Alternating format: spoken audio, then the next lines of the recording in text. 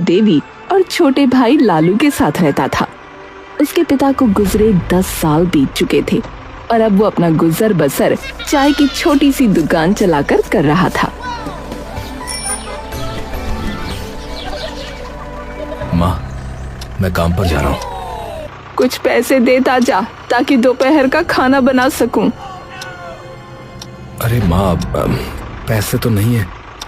अब जब जाकर चाय बेचूंगा तो कुछ पैसे आएंगे। तो हम लोग दोपहर में क्या खाएंगे भैया? अरे मुझसे क्या पूछता है रे? तू भी तो 18 साल का हो गया है। कुछ काम धाम कर, तो पैसे लेकर आ घर में, तो घर का चूल्हा जले। अरे चिल्ला क्यों रे भैया? हाँ बेटा, अब वो भी काम करेगा तो गुस्सा ना कर। हाँ, इसे समझाओ ना माँ, वरना बहुत मुश्किल हो जाएगी। सिर्फ बैठे बैठे खाने मात्र से जिंदगी नहीं चलती। ये बोलकर हरिया गुस्से में घर से निकला और अपनी चाय की टपरी पर पहुंचा। हे भगवान, आज अपनी कृपा से मेरी सही कमाई करवा देना, वरना मेरे घर में चूल्हा नहीं जलेगा। हरिया अपनी दुकान सजाकर तभी ढंग से बैठ भी नहीं पाया था कि वहाँ जमींदार अपने आदमियों के साथ आ पहुंचा। अरे आइए आइए जमींदार साहब, बैठिए। मैं आपको ना कड़क चाय पिलाता हूँ। बताइए, अदरक वाली या इलायची वाली? अरे ओए, तेरी कड़क चाय पीने नहीं आया हूँ मैं, अपने पैसे लेने आया हूँ जो तू उधार लिए बैठा है महीनों से। जी जमींदार साहब, मैं दे दूंगा आपके पैसे। आजकल बहुत दिक्कत चल रही है, काम अच्छा होता नहीं है और महंगाई बढ़ती चली जा रही है। देखिए ना, आपको पता ही है सब कुछ। अरे सुन रहे लड़के, मुझे कोई मतलब नहीं, समझा? क्योंकि मैं तुझे 2 बार मोहलत पहले ही दे चुका हूं। अब तो चुपचाप ये बता कि तू अपनी ये टपरी खाली करेगा या अपने आदमियों से पिटवाऊं तुझे, हैं? हरिया घबरा गया। उसने फौरन जमींदार के पैर पकड़े और कहा, नहीं नहीं मालिक, ऐसा मत करिए। मैं आपके पैसे चुका दूंगा। पैसे चुका दूंगा? अरे तुम लोग मेरा मुंह क्या देख रहे हो रे? ए कालिया, इसकी दुकान से सारा सामान निकाल कर बाहर फेंक और उसे भी मेरे पैरों से हटा। कुछ आदमियों ने उसकी दुकान का सामान निकाल फेंका और उसे उठाकर एक साइड में फेंक दिया। वो बेचारा रोता हुआ घर पहुंचा। उसके चेहरे पर निराशा और दर्द साफ झलक रहा था। माँ और भाई उसकी हालत देखकर घबरा उठे। अरे बेटा, ये क्या हाल बना रखा है? चेहरा क्यों उतरा हुआ है? भैया क्या हुआ बताओ ना।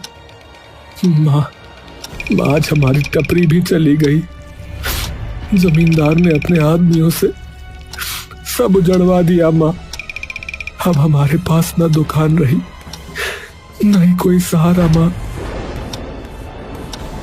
ये सुनते ही गंगा देवी और लालू के पैरों तले जमीन खिसक गई। घर में सन्नाटा छा गया। हे भगवान, अब हम क्या करेंगे?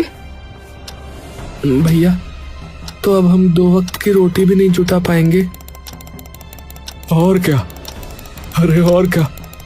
मुझे तो बस यही आता था, चाय बनाना और बेचना। अब और कौन सा काम करूं बता?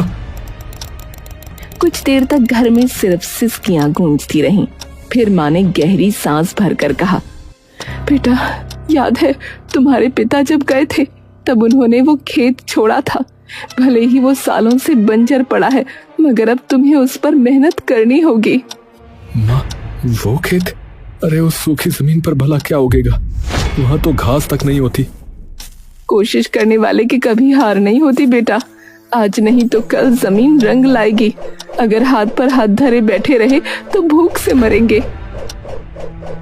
हाँ भैया, माँ सही कह रही है। चलो खेत पर मेहनत करते हैं। अरे भाई, मगर उसमें लगाने के लिए बीज और खाद चाहिए। पैसे कहाँ से लाएंगे इन सब के लिए?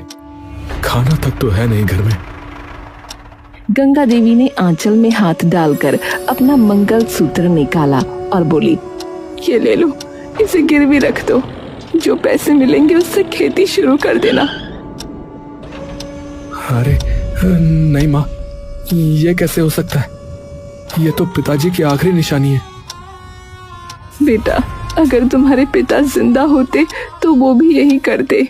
सुनो, मैं बेचने की नहीं कह रही, बस गिरवी रख दो, जब तरक्की होगी तो वापस छुड़ा लेंगे।